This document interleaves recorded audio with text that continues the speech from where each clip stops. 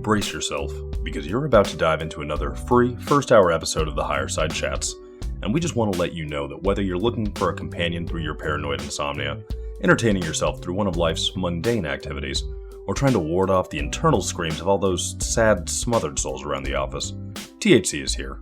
And you should know that every episode of the Higher Side Chats has an entire second hour for Plus members. Sign up at thehighersidechatsplus.com and you'll get years of Plus show archives, lifetime forum access, a special invite to Greg Carlwood's monthly joint sessions, MP3s of THC music, bonus episodes, tour videos, and 10% off t-shirts, grinders, and whatever else ends up in the Higher Side store. It's $8 a month that you won't miss, so become a Plus member and treat yourself in these troubled times. Always action-packed and commercial-free, which means you'll unfortunately never hear my voice again.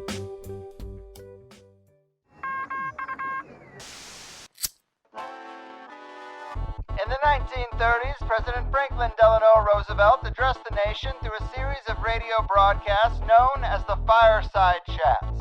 His aim was to reassure the common man that our society would recover from its troubled times. Well, we're far from 1930, and I deal with a different kind of fire. For a new era of worldly frustration, we offer a fresh conversation. I'm Greg Carlwood, and these are the Higher Side Chats. All right, people, here we go. Ready to roll from sunny San Diego. I'm Greg Carlwood. And we have learned a lot of lessons over the years, but one of the most important would be that you need to have a plan for yourself or someone else will. Because the world is full of charismatic cult leaders, cunning psychopaths, and shady organizations just dying to step in and derail your life for their own benefit. And what's really scary about the realms of mind control, coercion, hypnotism, brainwashing, repetition, and the power of suggestion is just how susceptible to it all we really are. We must be, because we so often see the same template playing out in many different manifestations. Attract the lost by claiming to have the answers, capture them with an inviting community image, isolate them from the outside world, subject them to humiliation and public shaming, cultivate a snitching culture with harsh punishment for any infraction, threaten them with the compromising material you've gathered, and when all else fails, just fence them in with barbed wire. It's a tale as old as time, and it seems like if you're fishing for humans, you're bound to hook a few. So when we find these organizations, it's important to expose them for what they really are, which is exactly what you'll find today's guest, Tony Ortega, doing quite often. If you're unfamiliar, Tony is a journalist and author with a long and successful career. He's been executive editor of The Raw Story, a journalist at New Times LA, and was even the editor-in-chief of The Village Voice before focusing on his own project, The Underground Bunker, found at TonyOrtega.org. where you'll see sections dedicated to the Church of Scientology, Jehovah's Witnesses, and NXIVM. He's been writing about Scientology since 1995, and in 2015 he released his book about their most infamous campaign of terror to destroy author Paulette Cooper, entitled The Unbreakable Miss Lovely. He later partnered with Paulette in the release of Battlefield Scientology, exposing L. Ron Hubbard's dangerous religion, which is a well-curated collection of articles he's written about the group with added commentary from Paulette herself. When it comes to these groups, he definitely knows his stuff, so let's do the damn thing. The Scientology sleuth extraordinaire and the journalist for justice from the underground bunker, Tony, my man, welcome to the Higher Side. Well, Greg, that's quite an introduction. Thank you very much. You got it, man. You got it. I try. And thanks for doing this. You really have made yourself an expert in Scientology, and it's an organization we've yet to look at super closely on this show, so I'm glad you're here. I'm with you in that Scientology is really fascinating, and it's pretty wild what they've been able to get away with. I know you're sick of the whole is it a cult, is it a religion question, and I also agree that that's just a label. It's not all that important. But to get the ball rolling here, I guess I'd ask you how Scientology would define itself and where you might differ in your own definition. Well, it has changed, and that's one of the interesting things about Scientology is that when it started in 1950 with something called Dianetics by L. Ron Hubbard, he called it a science. In fact, to this day, if you buy the book Dianetics, you'll notice the subtitle, the subheading is The Modern Science of Mental Health. And so that's how he sold it initially. Was he claimed to be a scientist that had found a scientific approach to how the human mind actually works, and he was the first person in 50,000 years to figure things out. And the people that initially reacted to what he was doing really did believe that they were exploring this new science. And it wasn't until he went through a lot of turmoil and upheaval over the next couple of years and was really struggling that he realized that there were some real advantages in switching from calling it a science to calling it a religion. First and foremost was the tax benefits, but also they were getting a lot of heat from the government about health claims. And so you can get away with more if you call yourself a church and a religion than you would if you call yourself a science. So in 1953, just 3 years into this, he wrote a letter to one of his followers and said that he wanted to look into the religion angle. He literally called it that, the religion angle. So many of us think of it, really the whole idea of it being a church and a religion is, it was mostly expedient. It was basically a way of trying to deal with problems. And, many longtime Scientologists will tell you that they never think of it as a church or a religion, that they always considered that something for the lawyers and something, a kind of a cover story. Increasingly more these days, I find that Scientologists will talk about it as if it were really a church. And there are some metaphysical concepts in Scientology. And, the other thing about the United States is the idea of what is a church is so loose that I don't know how controversial it is that they call themselves a church. But what I'm more concerned with is what are they selling and how they sell it. Yes, and the devil is definitely in those details for sure.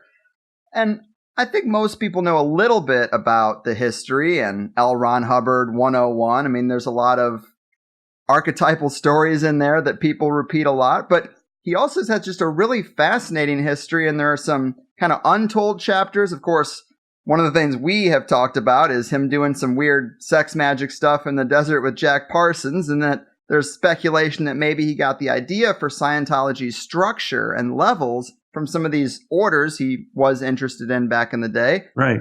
But what else can you tell us about the early days of Scientology and how L. Ron Hubbard got it from just this Dianetics book to, I guess, where it was when he left off? Right. Well, the thing about Hubbard is he did lead a fascinating, adventurous life. The problem he got into was it was never good enough. He would always embellish and just outright lie.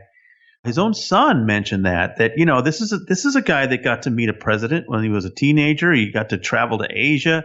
He was a glider pilot. I mean, Hubbard had a lot of things that he could boast about, but they were just never good enough for him. And so he wasn't just an Eagle Scout. He was the youngest Eagle Scout who ever lived. He wasn't just a glider pilot. He was the best glider pilot of all time.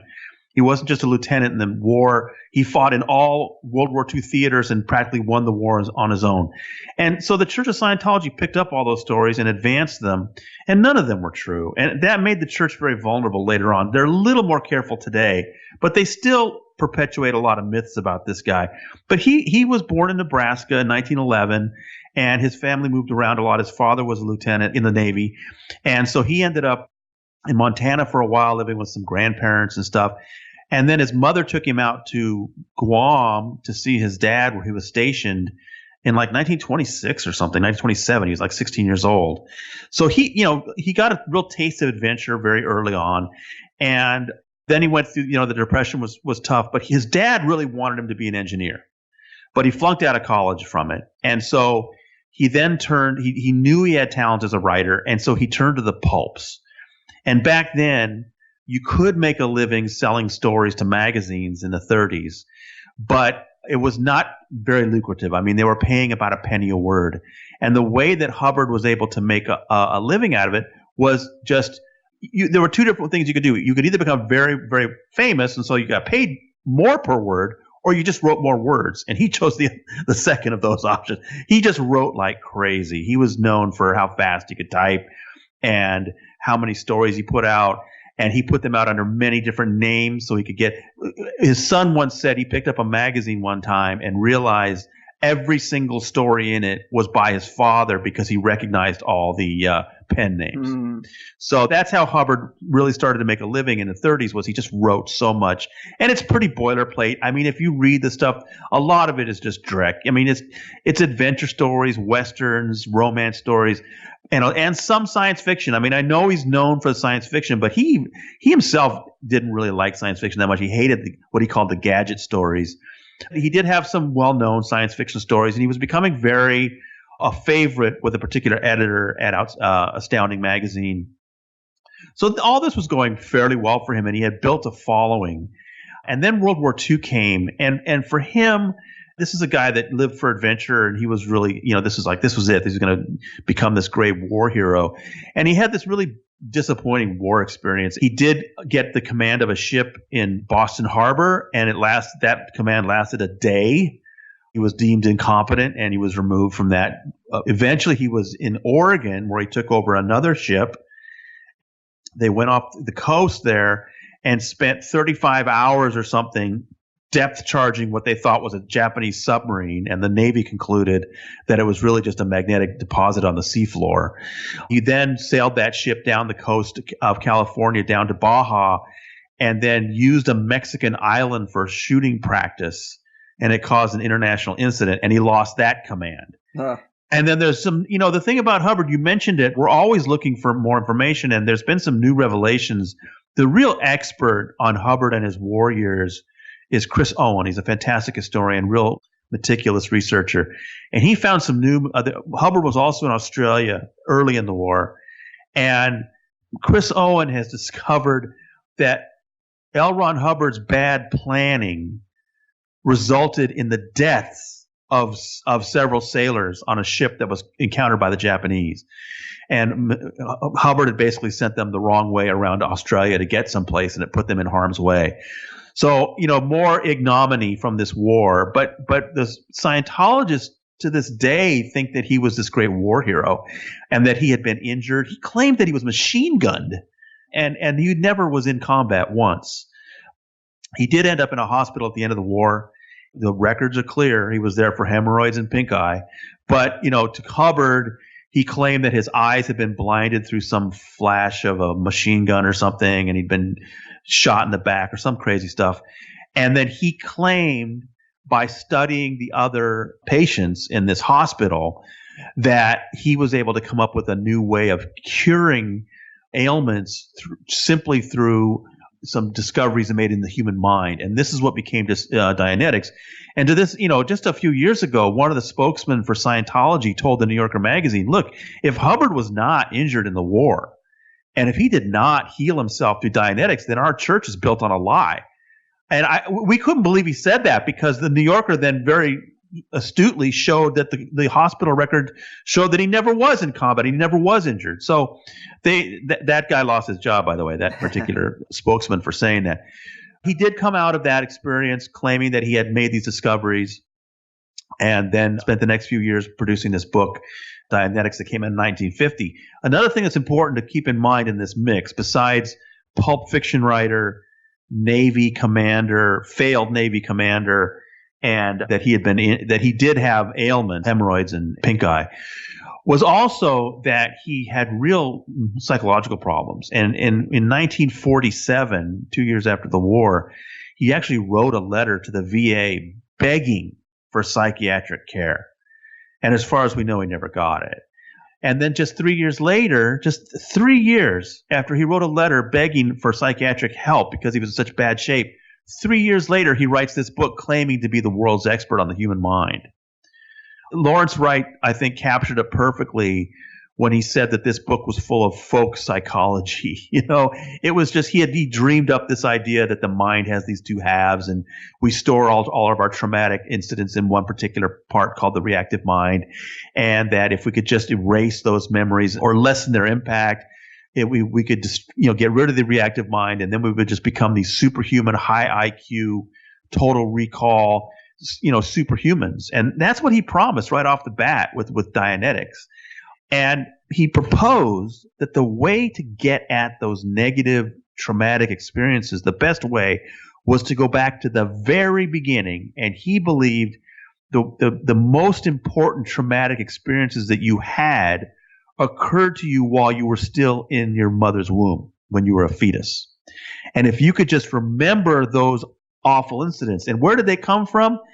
I'm not making this up. Numerous times in Dianetics, he uses the example of mom and dad having rough sex. Hello. And dad pounding away at pregnant mom, knocking the fetus unconscious, and then whatever dad then yells at that point, the fetus stores in the reactive mind, and 30, 40 years later, somebody says something similar, and it causes all kinds of problems for you. This is a bizarre theory he had. And so for about 6 months, in the summer of 1950, the fall of 1950, this created a craze, and there were clubs all around the country where people were literally getting together to try to help each other remember what happened to them while they were still in the womb, and then to re-experience birth. And, Hubbard's timing was perfect. It was post-war. People were ready to experiment with new ideas. And like I said, for a short time, it was hugely popular. He sold a lot of books. He became very wealthy very quickly. And then then 6 months after that, it all blew up. His marriage fell apart. He was accused of attacking his wife. He actually absconded with their daughter, their 1-year-old daughter, and flew to Cuba in hiding. The foundations that he had already created around Dianetics all went bust. He was bankrupt. He actually lost the use of the word Dianetics. And 1951 was an absolute nightmare year for L. Ron Hubbard. But by that time, he had already attracted a few important followers, one of whom was a wealthy oil man in Kansas. And that guy helped him get back. He took care of the bankruptcy for Hubbard. Hubbard began to rebuild things. And one of the things that happened, and this is what the subject of the movie The Master is. I don't know if you've seen that Paul Thomas Anderson movie with Philip Seymour Hoffman, that he's experimenting with what happened in that period when Hubbard was going from Dianetics to this new thing.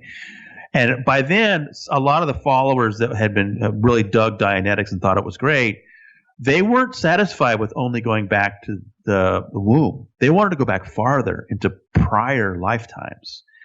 And so when Hubbard rebounded and regrouped, he did it in Wichita, Kansas, but then primarily Phoenix, Arizona in 1952, 1953. He reinvented this whole thing all over again. He couldn't use the word Dianetics because it was still caught up in court, so he invented a new word. He called it Scientology.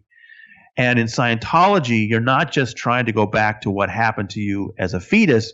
You're trying to go back to previous lives to find out what had traumatic things that happened to you. So I've talked to Scientologists who will just outright tell me that, I learned that 5 million years ago I was killed in a war on another planet, and that's why I have problems today.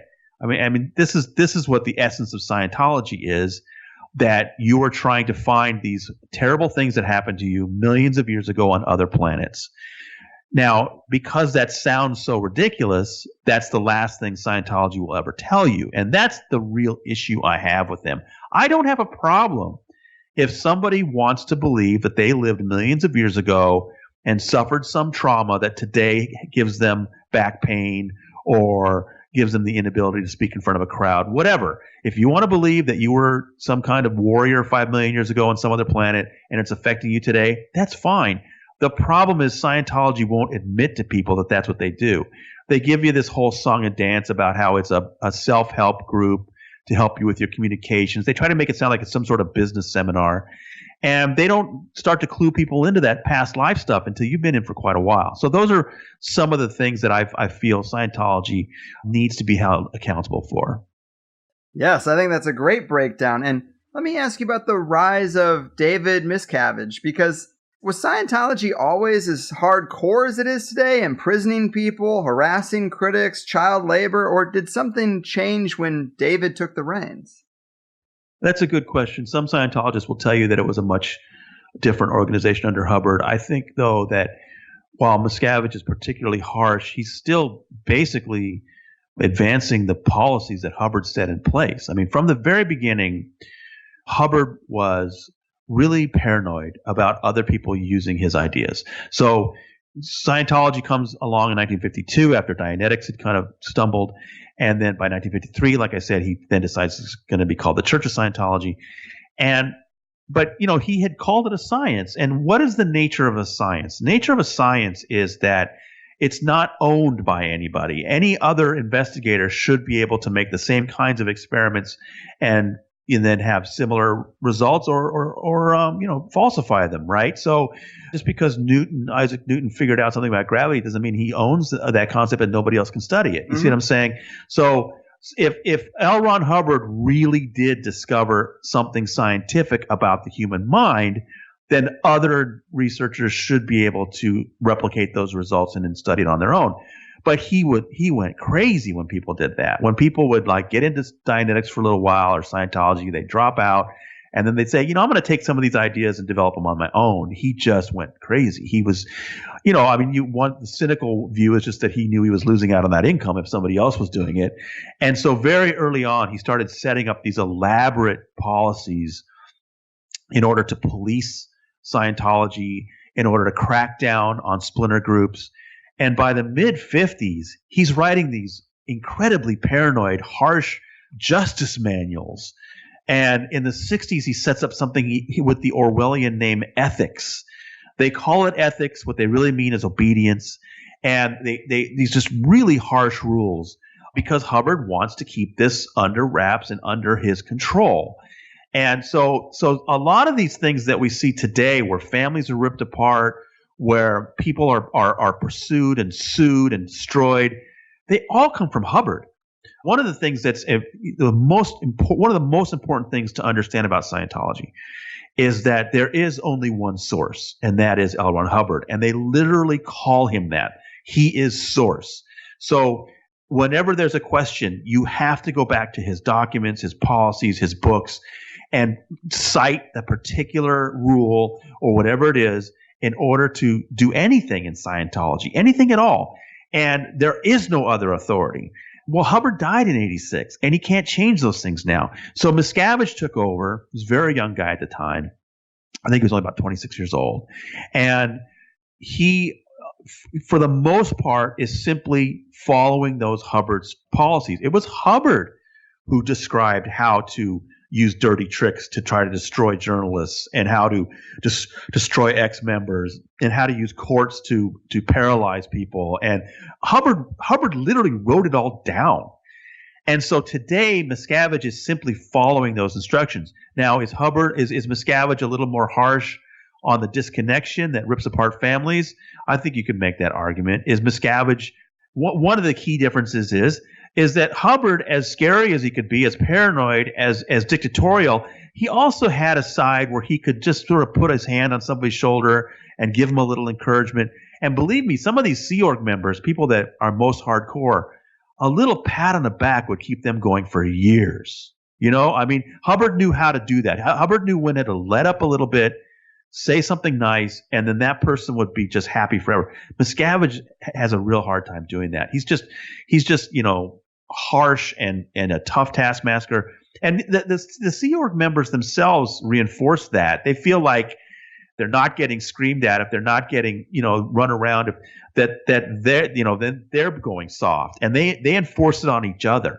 It's a paramilitary organization. It's very strict and harsh, and they expect to live in very difficult conditions. So let me tell you a little bit about the Sea Org. Sure.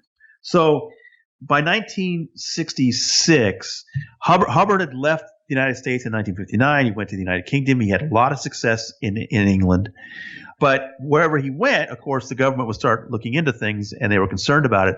So by 1967, things were heating up for him in England, and he just decided they've got to go somewhere else. He literally moved Scientology to the sea.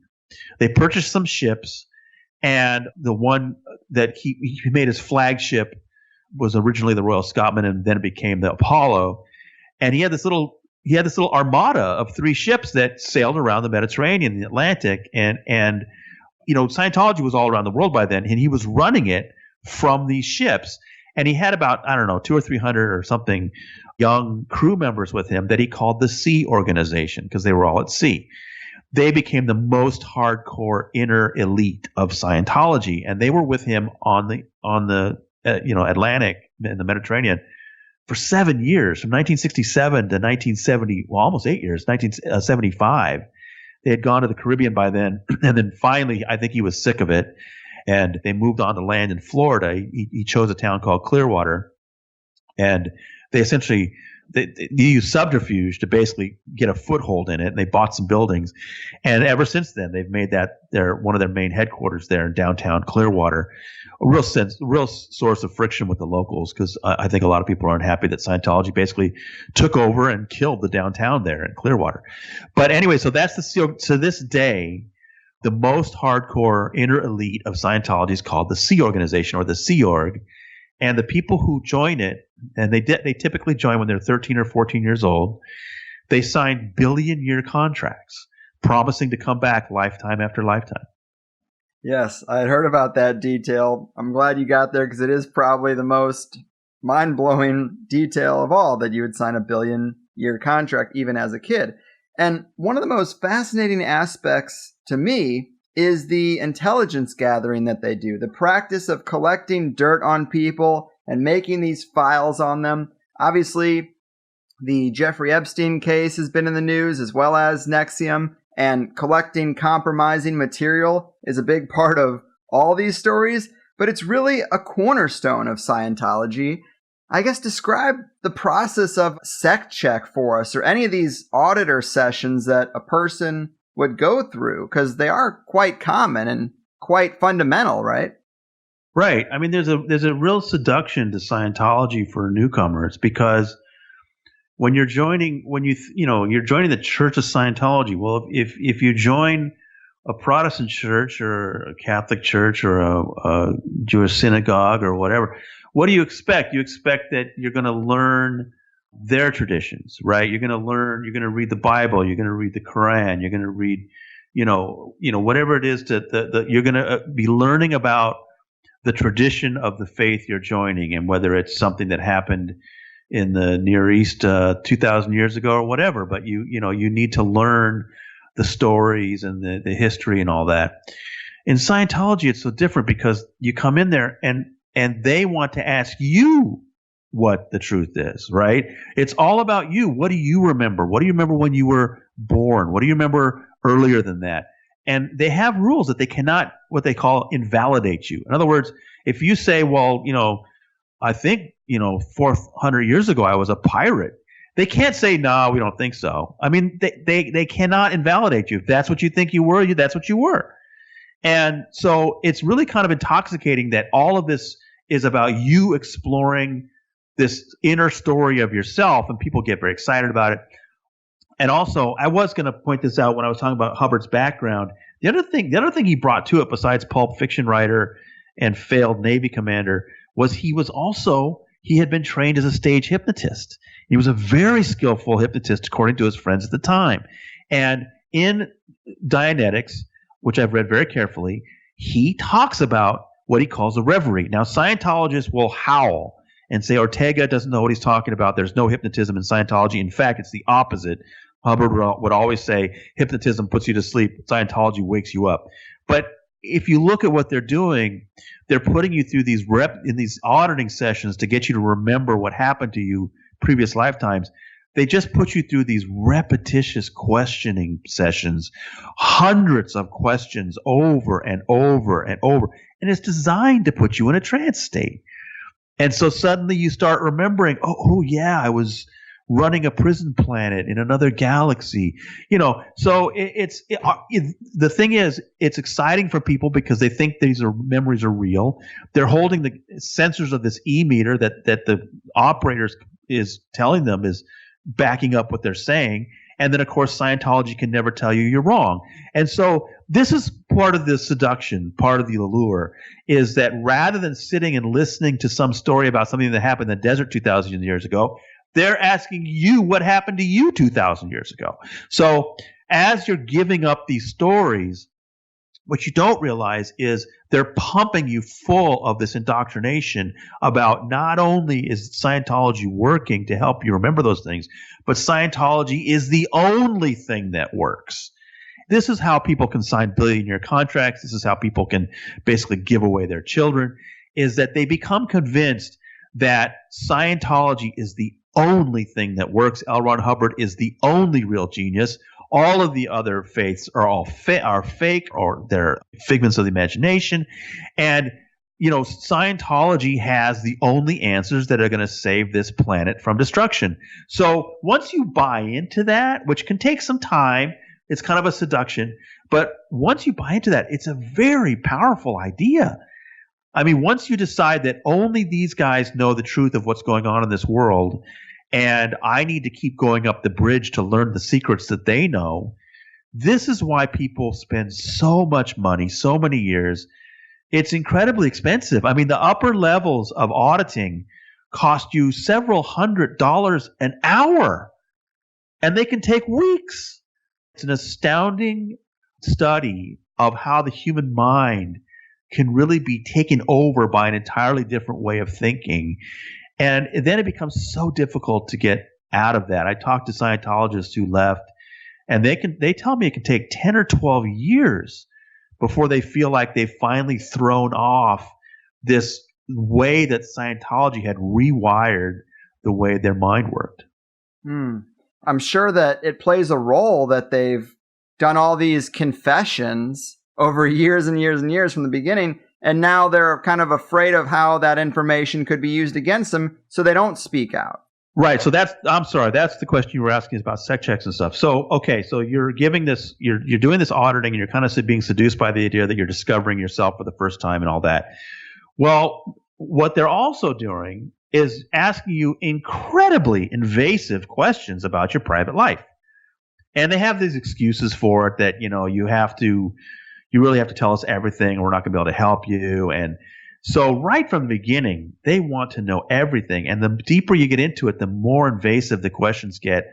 All kinds of questions about sex. And if you're going to join the Sea Org, and I actually have these forms at my website. If you want to join the Sea Org, you have to fill out a form about everybody you've ever had any kind of sexual contact with in your entire life. And they want to know details. They want to know what you did. And see, on the one hand, it's amazing that anybody fills it out, because why would a church need that information?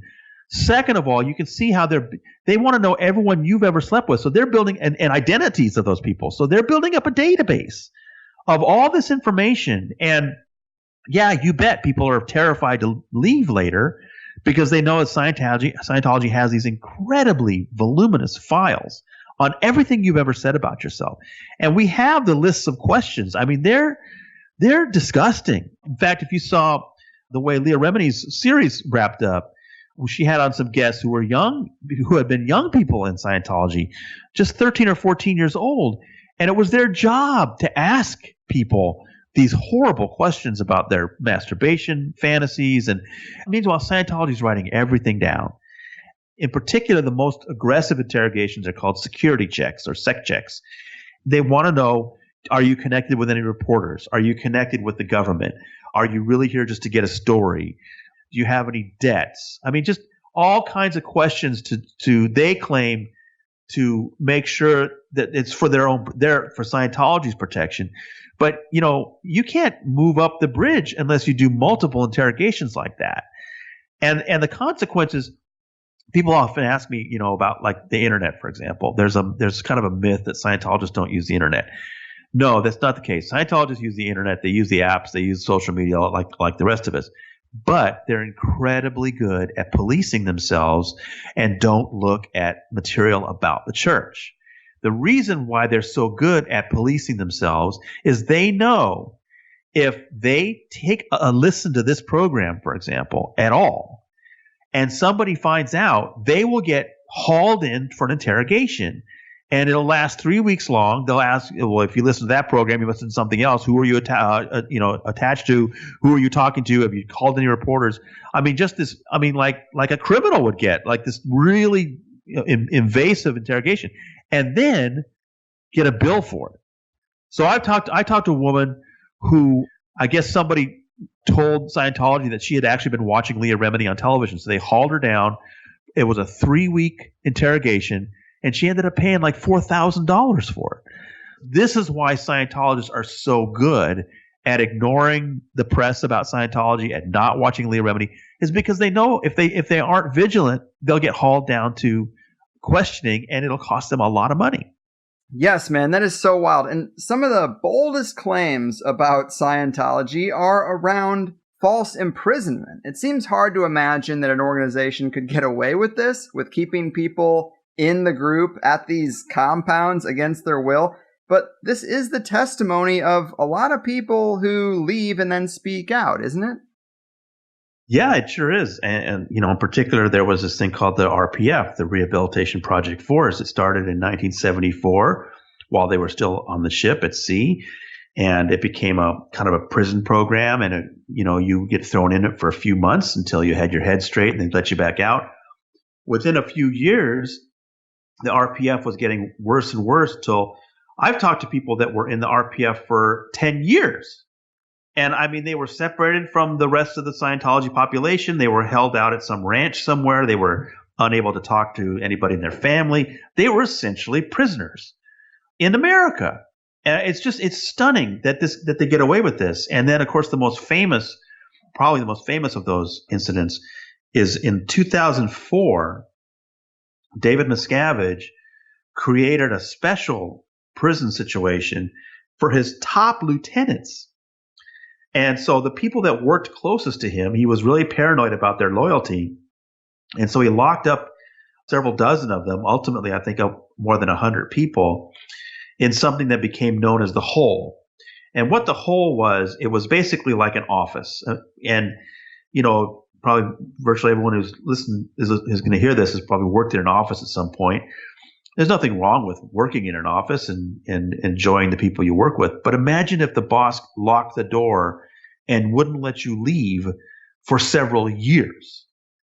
Okay, that's what the Hole was. It was ostensibly an office, but these people were locked in there day and night.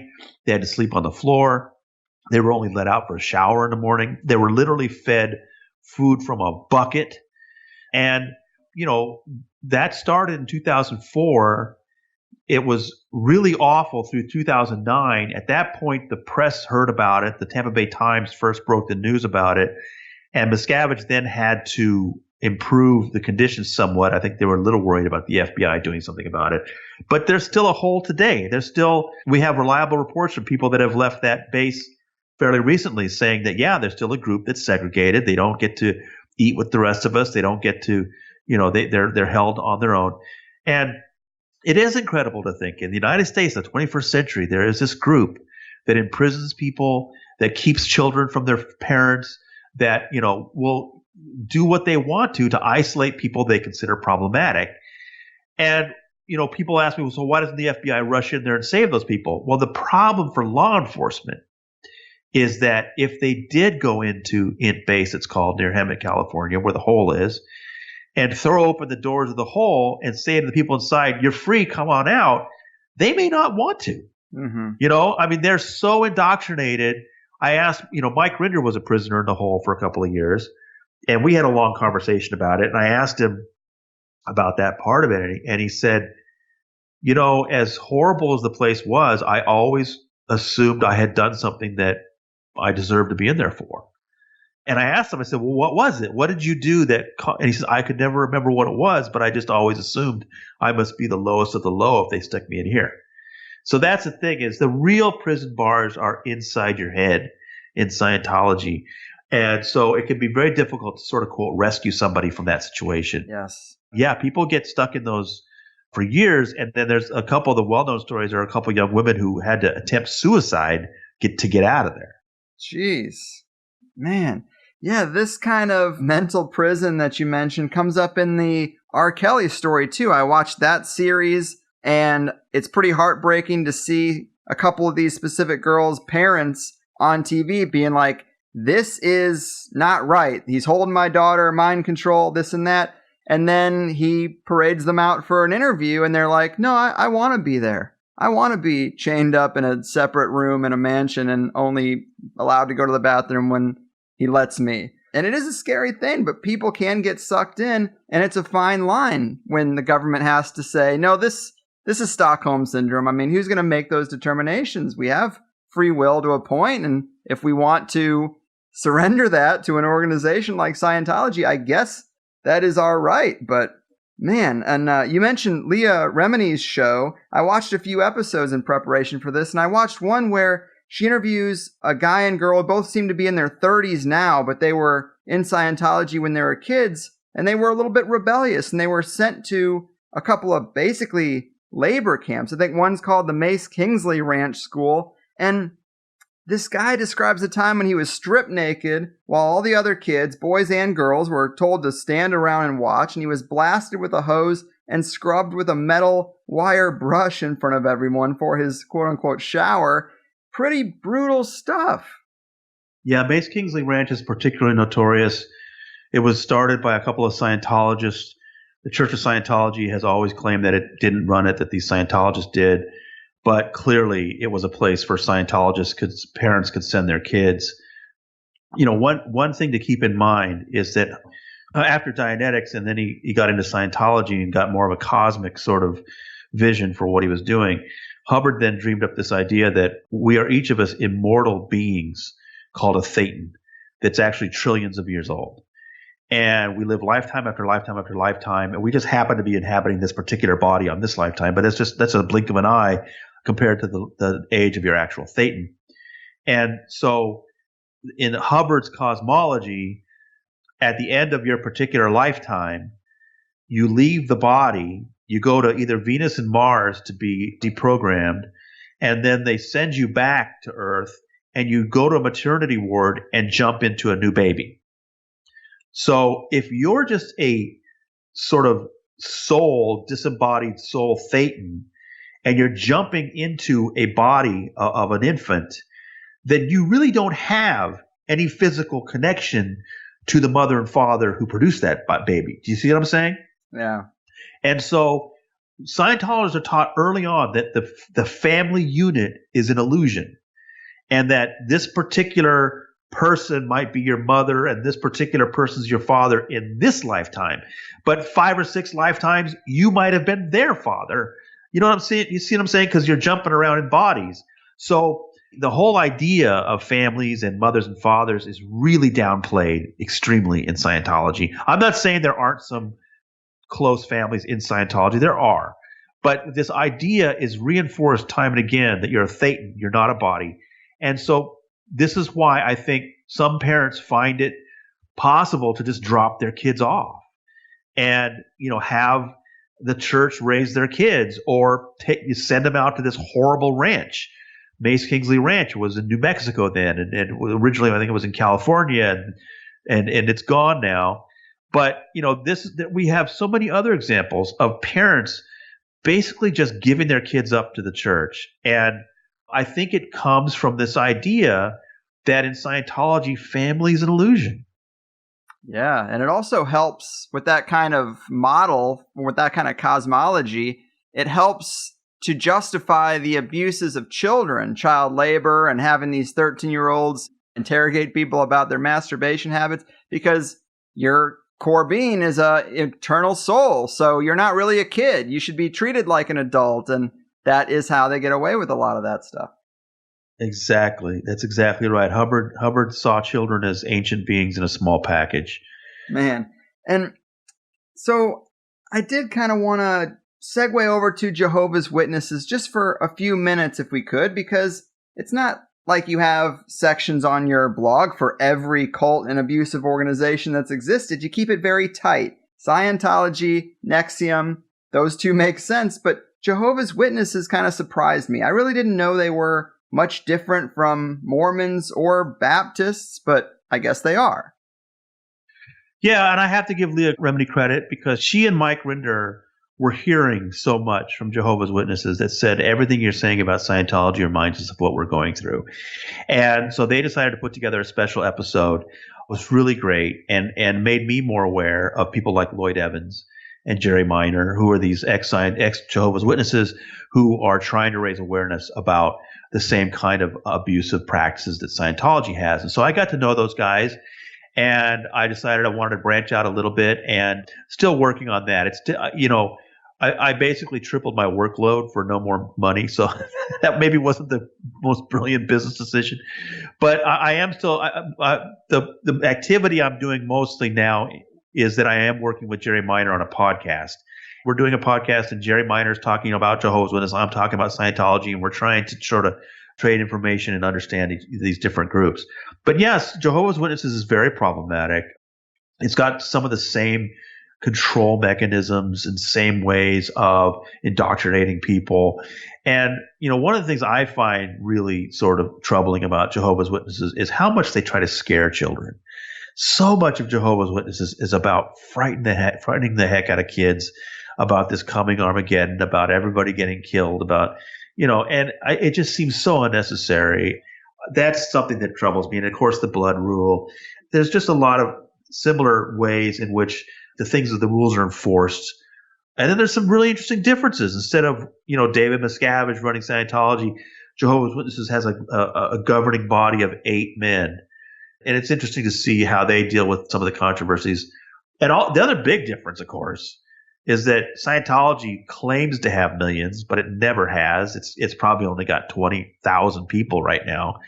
But Jehovah's Witnesses legitimately does have 8 million people around the world. It's just a gigantic organization.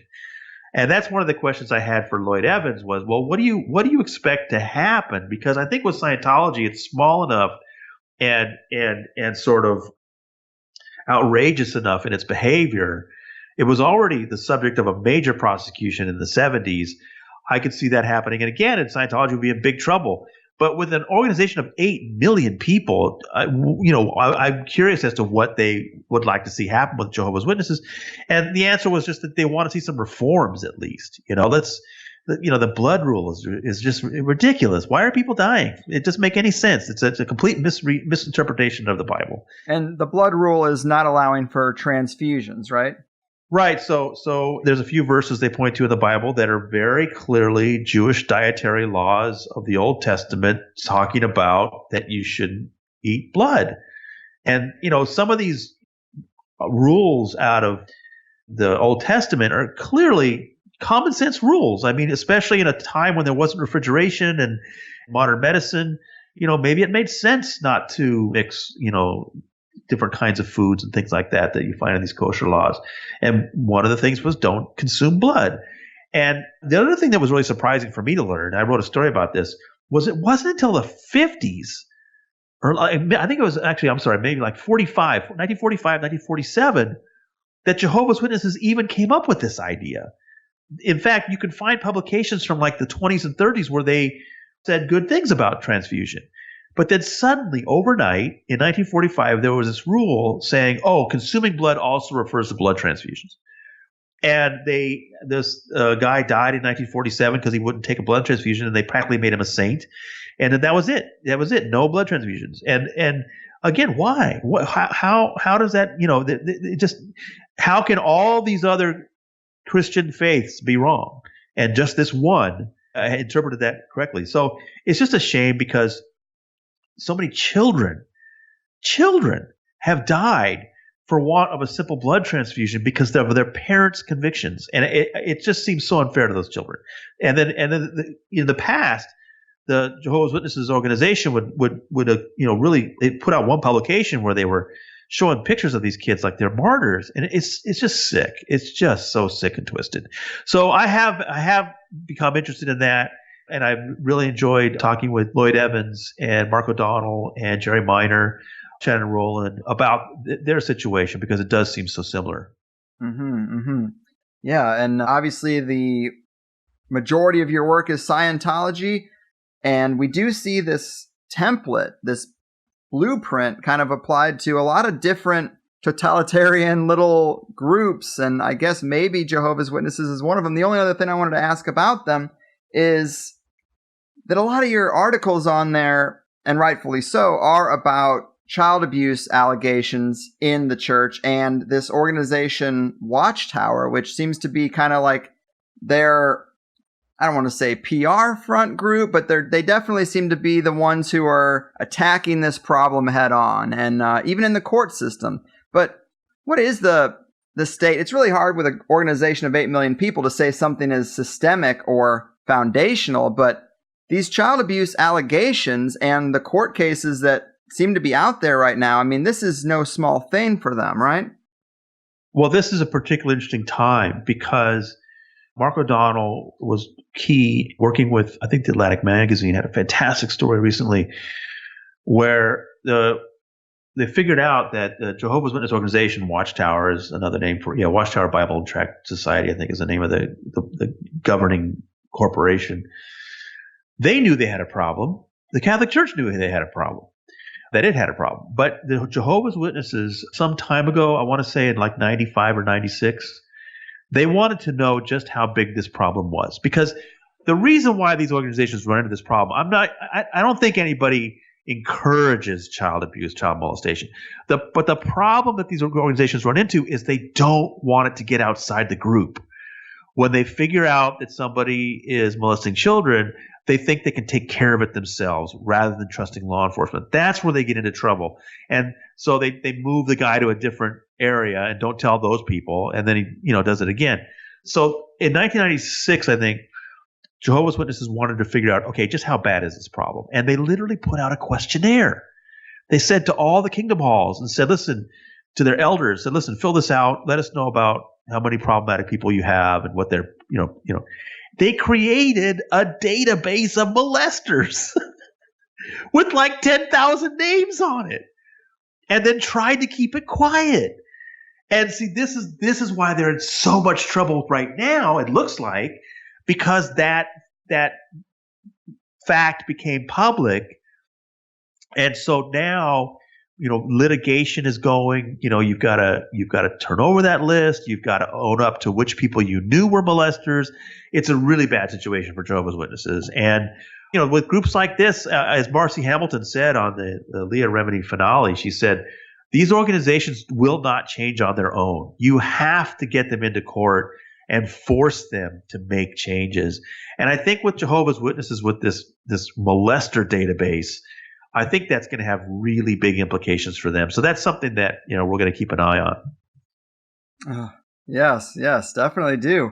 And just to touch on that one other section of NXIVM, obviously it's got some structural similarities to Scientology, some of that same blueprint. Is this just another organization that uses similar tactics, or do you see any real connective tissue between them? I think Keith Raniere was fascinated with Scientology, and he basically just borrowed some ideas. I don't really think there was anything going on between them. NXIVM and Raniere was pretty self-contained up in upstate New York, and he had his own interest in creating sex slaves. So early on, he had some people get him some Scientology materials, and he basically just plagiarized it. So they use words like postulate that Scientologists use, and they use some of the same ideas. And, I think Hubbard himself was somebody who stole ideas from plenty of other people. I don't think there's that much difference.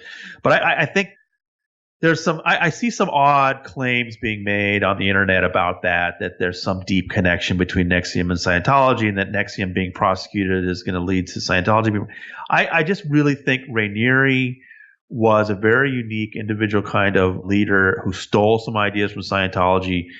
And the reason why he's going to be going to prison for so long is that, like with Scientology and other groups, he was able to get away with a lot without the authorities doing anything for so many years. For years and years, people went to the authorities and officials saying, listen, this NXIVM group, they're abusing people. Yeah. They could never get anything done. But I think in 2016 or something, there had been some exposés in the press. And you would think, if you were a rational person, you would think, well, listen, there's been some heat on us, and there's been some exposés, and the law enforcement people know a little bit more about us. Maybe we should cool things down and sort of go underground a little bit. No, instead he ramps it up and starts branding women. Right. He starts having these women brand themselves in their pubic region with his initials. And once that got out, that was the law enforcement.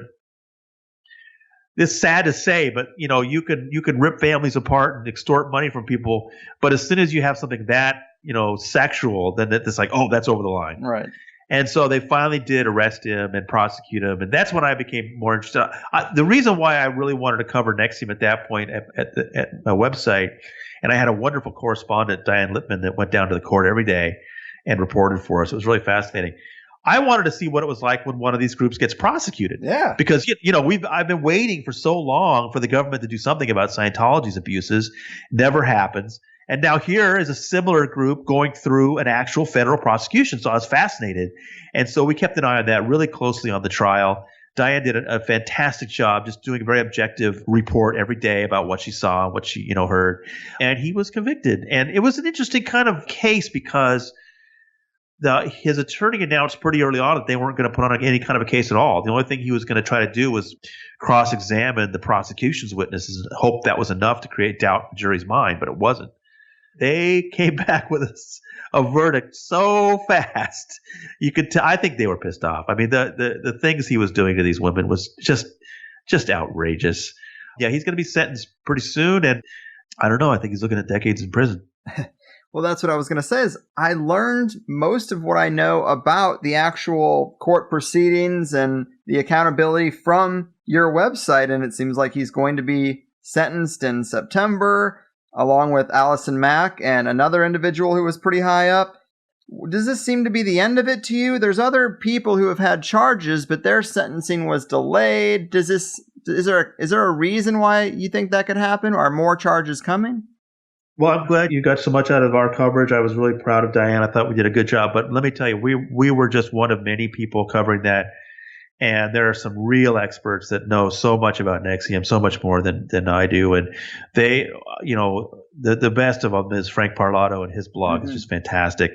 I think Frank believes that there are other NXIVM members who are going to try to carry things on, even with all these top level people going to prison. I think it's going to be difficult for a group like that to stay cohesive when so notorious now. But we'll see. I mean, that is an interesting question about whether this organization continues in some other form. This one was so tightly focused around Raniere, I think it'd be a hard time to carry on. But see, that's the thing about Scientology. Hubbard, the FBI raided in 1977. 11 top Scientologists went to prison. Hubbard himself was named an unindicted co-conspirator. Some of these people went to prison in the early 80s. He died in 86. Between the prosecution and Hubbard dying, you would think that a group so based around one personality would have a hard time continuing on. But, I mean, that's one thing you do have to give David Miscavige credit for, is he picked up the baton and kept it going. And, in fact, Scientology reached its greatest extent and probably most influence in the early 90s after Hubbard had died. It's shrunk a lot since then, and it doesn't have nearly as much influence today. Yeah, I mean, it's tough to survive the death of the founder, and we'll see if NXIVM can survive the imprisoning of the founder. It's an open question. Yes, it is. I'm right there with you. That's the most fascinating thing about NXIVM is that something was done. There was accountability. I mean, it is just so rare.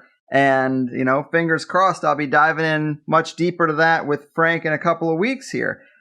But to get back to Scientology, I have heard you say that for the last few years, they really seem to be in bunker mode. They aren't really doing a lot of recruitment PR, or their numbers are definitely hurting. They're not doing the damage control that maybe they once did. What would you say is the state of the organization today? Is there anything hopeful there that they're on the decline? Well, Scientology's been in big trouble for quite a while. I mean, they rely partly on secrecy. That, like I said earlier, that what you're really going to end up doing in Scientology is spending hundreds of dollars an hour to remove, you are a Thetan, but there are all kinds of invisible other extra Thetans called body Thetans attached to you. And you're going to spend hundreds of dollars an hour removing those for years. That's really what Scientology is. But they rely on the secrecy and you not knowing that until you're so committed and you put in so much money that there's no going back. Well, that secrecy has become harder in the age of the internet. And so more people know to stay away from Scientology, and it's made their recruitment much more difficult. Also, I think governments and media have gotten a little more of a clue about what they're dealing with Scientology and its front groups. But, they're still, like I said, they have a playbook. The L. Ron Hubbard wrote down what they're supposed to do, and they follow it, man. They never give up. So, probably the biggest effort they've made recently to keep up with his vision of taking over the world is they actually started up their own television network. Scientology TV is on DirecTV, and it's also various streaming apps and stuff like that. When I want to tune in, I just go on to Scientology.tv. It's unwatchable. It's just propaganda 24 hours a day. But they have had a few things on there that I found interesting, that they revealed some things about themselves that I was surprised that they did. But it's just very slick, and they're clearly spending a ton of money. So they will always continue with their efforts to try to recruit people, try to improve their image. But it's just harder for them because, the word is out. Mm-hmm, mm-hmm. And as we start wrapping up, we know Scientology can be quite aggressive and quite litigious, and we know they go after the critics quite hard. Have you had problems with this? Am I going to have problems with this? You probably won't, but they constantly smear me online with a lot of garbage. It's a lot of untrue nonsense, and they've gone after my family. They've gone after my wife. They've done elaborate operations to try to get my wife fired from her job. They've done some stuff really creepy that I had to report to the police because it was very, very over the line. And they harass me they harass people I know all over the world, and I'm not exaggerating. I mean, they intimidated somebody I know in, I'll just say, Europe in general. And then a few days later, another person I knew in Asia. Okay. So this is the kind of money they're willing to spend to fly people all over the world to try and intimidate me and scare my family. Then it's just constant online. They just spread all this untrue garbage about me, which I just ignore for the most part, because I think most people realize, oh, that's Scientology. They're always lying about Ortega, and for the most case, that's true. And I'm not going to let them scare me out of what I'm doing, because what I'm doing is important. There are so many people being harmed by Scientology, and I want to tell their stories. And there have been many great journalists who have written about Scientology. They did a great job. I think the thing I bring that's a little different is it's the daily drumbeat. It's, a series will come out in the Los Angeles Times, or a series will come out in the Tampa Bay Times. They're fantastic. They're award winning. But a month later, people aren't talking about it anymore. And Scientology can go right back to doing what they were doing. So I decided that what there needed to be was a beat reporter watching Scientology every day. I gave myself that job, and I enjoy it. And there's something to say about Scientology every single day. And I think it's the kind of subject that deserves that kind of scrutiny. And hopefully someday the government will decide that they also need to take a harder look. Wow. Well, cheers to that.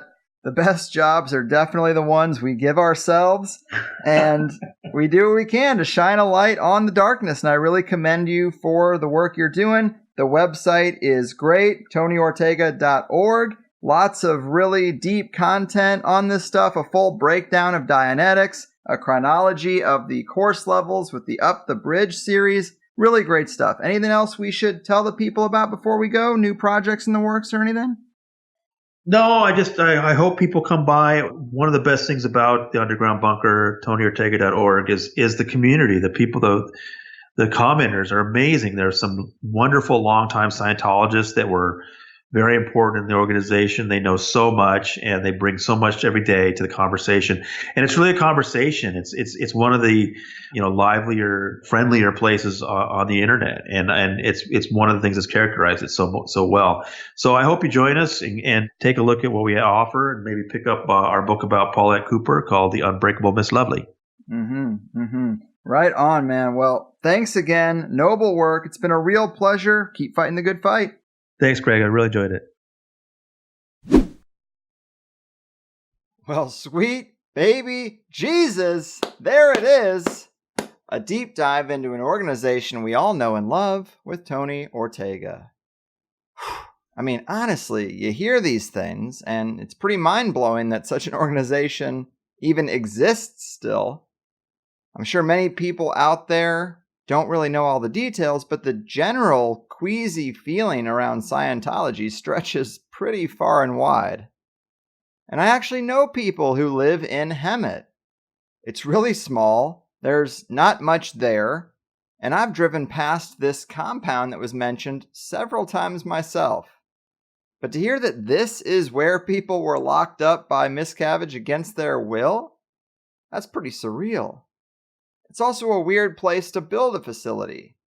Obviously, it's secluded and the land is probably pretty cheap as far as California goes. Well, I guess so maybe it's really not that weird given what the goals are. I guess if you're trying to lock people up against their will, if that's a possibility, you might want to be a little off the beaten path. You're not going to find something like this on La Brea in the middle of LA. But I was a little nervous about this one. I feel that it is quite bold. Hopefully, since we just went through a ton of website issues, we won't face more, because this group is obviously very aggressive with its critics. But hey, I just asked the questions, right? Don't shoot the messenger. But I'm sure when some people saw this title, they might have got the special tingle, because this show and the last episode with Whitney Webb are a really powerful 1-2 punch of podcasts, if you ask me. Ross Ben, too. I think he really hit that sweet spot as well.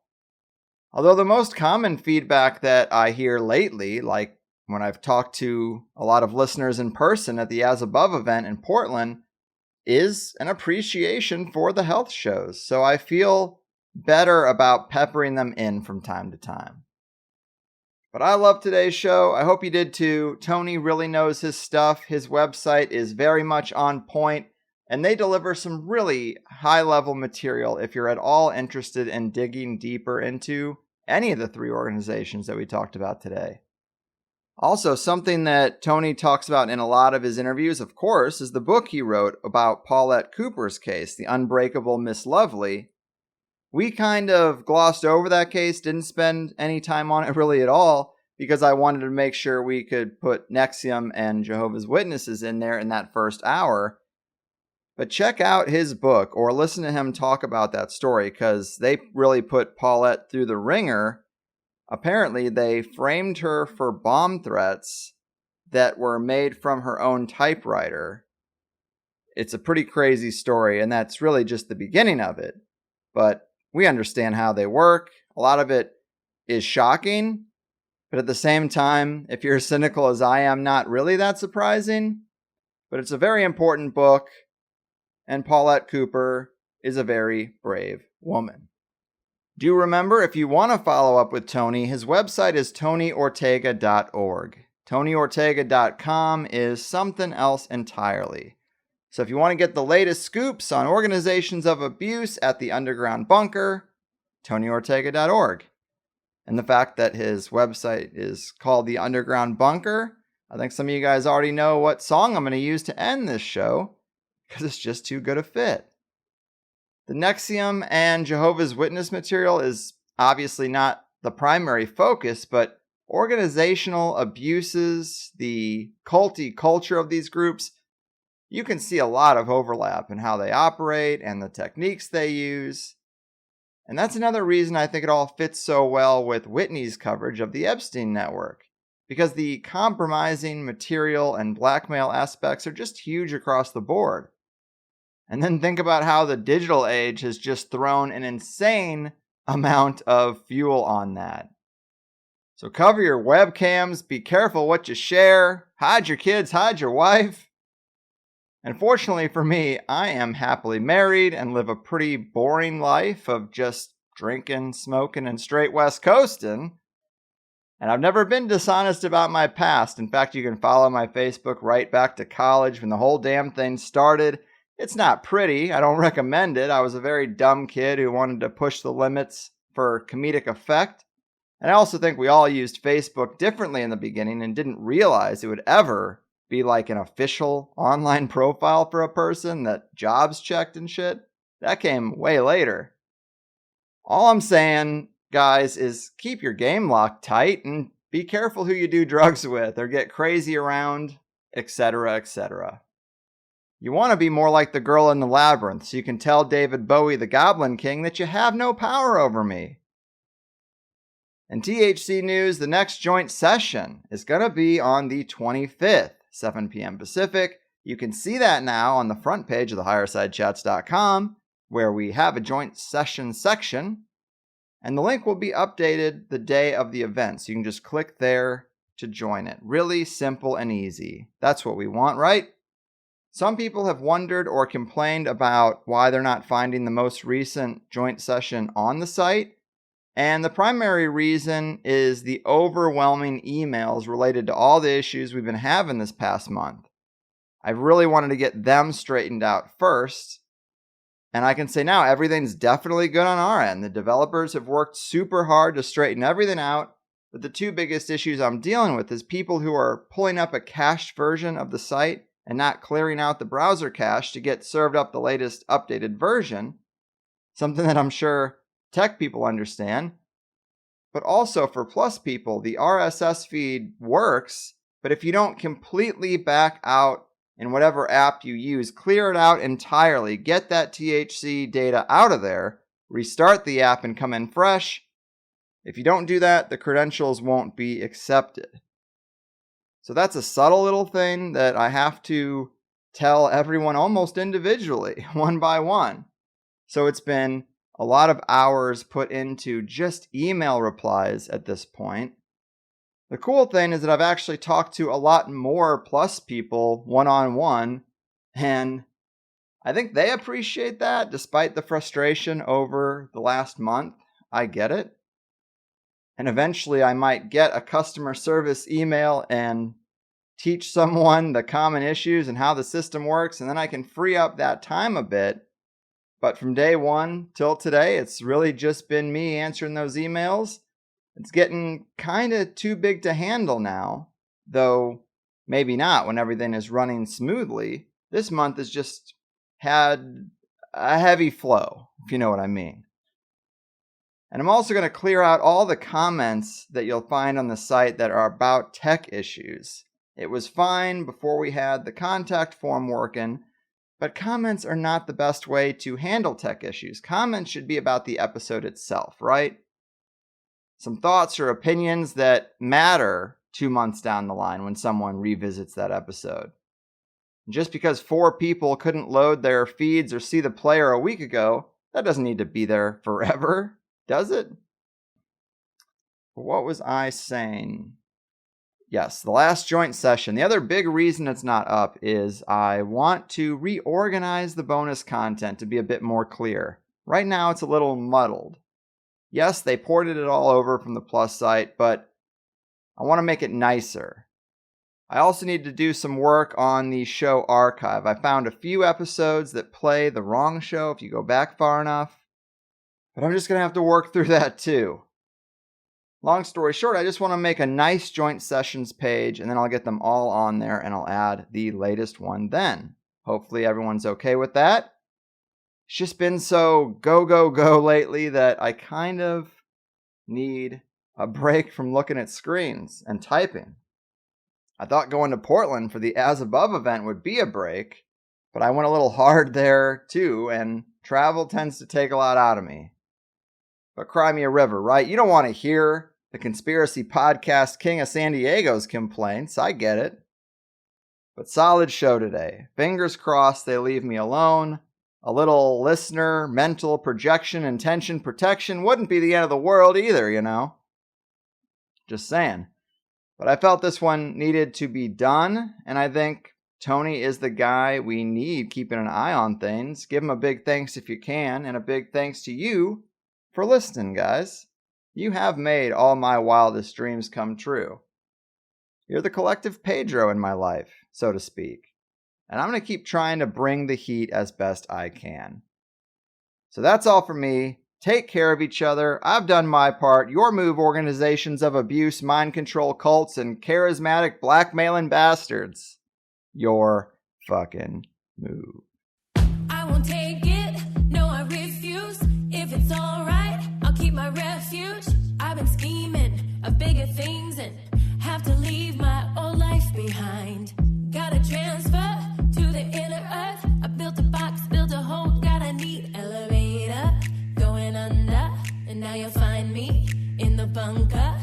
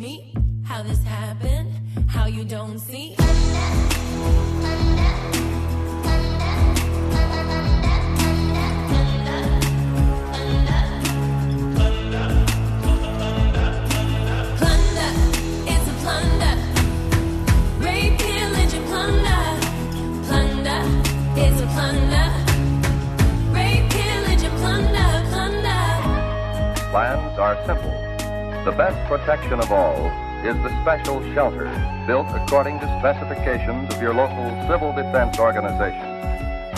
The basement of any house or building will become a good improvised shelter if you block the windows with sandbags. If you don't have sandbags, just what can you do? Bunker, take it under.